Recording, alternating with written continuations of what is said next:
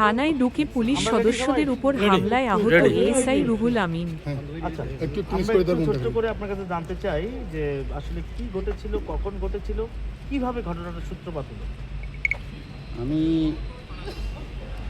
সহকারী পুলিশ পরিদর্শক মোহাম্মদ রুহুল আমিন, পলাশবাড়ি থানায় কর্মরত আছি। আমি আজ রাত আমার 15টার দিকে গোলঘরে বসাছিলাম আমি।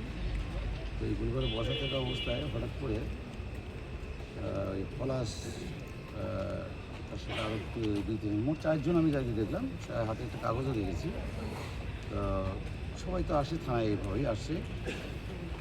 কিছুক্ষণ পরেই জাস্ট 2-3 মিনিট পরেই চিল্লাচিল্লি শুনতে পারতেছি, শাউটিং শুনে আমি এখান থেকে উঠে যাওয়ার প্রাককালে পলাশ সে দৌড়ে যাচ্ছে এবং ফোনে বলতেছে যে এই আমার শরীরের সব লোকজন ডাকো, সবাই আসো ঘেরাও করতে পারবে। এটা আমি নিজ মুখে শুনছি, সে ফোনে ইয়ে করছে এবং আমি তার কলার চেপে ধরছিলাম। কলার চেপে ধরে যখন আমি গেটে গিয়েছি, তবে একসাথে আমার মনে হচ্ছে এটা প্রি প্ল্যানিং, কারণ এইদিকে আমার শোনার সময় ছিল না।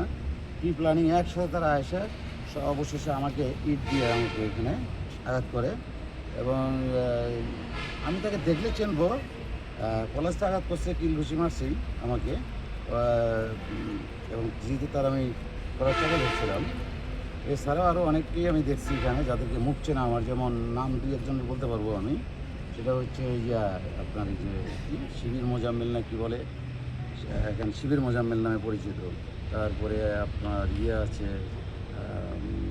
পলাশের সাথে, আসলে এই মুহূর্তে আমার নামগুলো মনে করতেছে না, তো তাদের সবার মুখ চিনি আমি।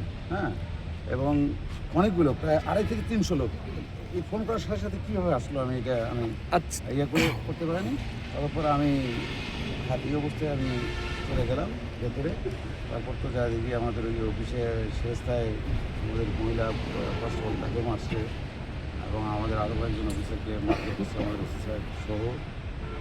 বিষয়টা তাৎক্ষণিক বিএনপির লোকজনেরও চলে আসছে, পর হয়ে এসে সেটা একটু পরিস্থিতি কিছুটা কন্ট্রোলে আসছে এবং আমাদের কর্তৃপক্ষ আমাদের এসপি স্যার, ওনার কথার সাথে আমি মিল রেখে বলবো ঘটনা আসলে যেটা বলেছেন এটা সত্যি বলেছেন। তবে এটার মানে আইনগত কঠোর ব্যবস্থা নেওয়া উচিত।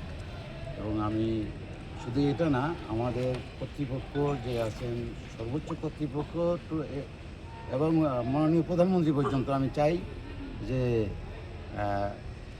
পুলিশ এখানে নিরাপদ নয়, এরকম আমার কাছে মনে হচ্ছে। কারণ আমার চাকরি প্রায় শেষের দিকে, আমি এরকম দেখিনি কখনো আমার জীবনে। আমি চাই আমরা জনগণ বান্ধব পুলিশ হতে চাই, কিন্তু সেখানে এইরকম কেন? আমরা তো জি বলছে বললাম তো 2 থেকে 250-র মতো আমি এখানে দেখছি। আপনি যে বললেন একটা কাগজ ছিল হাতে, সেই কাগজে কি ছিল সেটা কি? না, ওই কাগজটা আমি এখন কি জন্য আমি তো এটা দেখার সুযোগই আর পেলাম না। আমি তাৎক্ষণিক আমাকে হাসপাতালে আমরা ট্রিট নেওয়ার জন্য গেছি। তাৎক্ষণিক এখন কোথায় আঘাত পেয়েছেন? আমি আমার ডাইন হাতের জাস্ট এই জায়গাটায় ইট দিয়ে আমাকে বাড়ি মারা হয়েছে। কে বাড়িটা মারলো আমি দেখলে চিনবো, তার চেহারাটা দেখলেই চিনবো আমি। সিসিটিভি ফুটেজে তো শনাক্ত করতে? হ্যাঁ, সিসিটিভি ফুটেজে আপনারা সব কিছুই পাবেন। আমি যদি এখানে হয়তো আমি কথা বানায়ও বলতে পারি, কিন্তু সিসি ফুটেজে সব কিছুই দেখতে পারবেন। কাগজ আমাকে কীভাবে হিট করা হয়েছে, কীভাবে ঢিল মারা হয়েছে। বাকিরা কেমন আঘাত পেয়েছে? বাকিরাও মোটামুটি ভালো ইনজুর্ড। আমরা যারাই ইনজুর্ড হয়েছি কম বেশি খুব ভালো এবং ভালো ইনজুর্ড হয়েছি এক কথায়।